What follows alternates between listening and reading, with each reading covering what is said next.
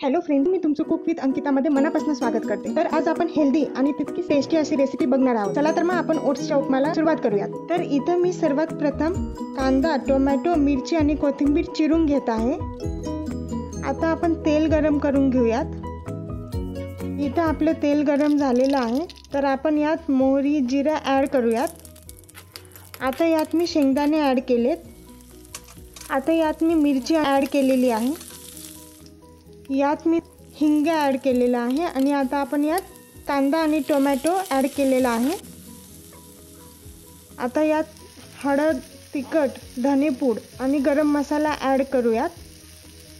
चांगलं मिक्स केल्यानंतर आपल्याला यात गरम पाणी ॲड करायचं आहे। आता यात ओट्स ॲड करूयात।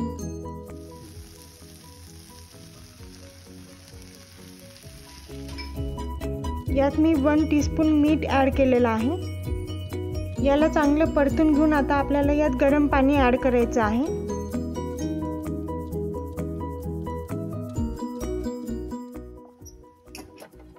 याला आपल्याला 2 ते 3 वेळा परतून घ्यायचं आहे आणि नंतर यात कोथिंबीर ॲड करायचं आहे।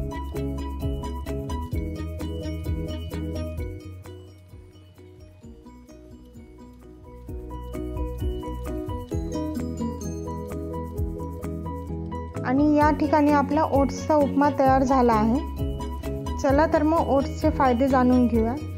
ओट्समध्ये व्हिटॅमिन बी भरपूर असल्यामुळे हे मुलांची उंची वाढवण्यात हेल्प करते आणि त्याचप्रमाणे ओट्स बॅड कोलेस्ट्रॉलला कमी करण्यात हेल्प करते।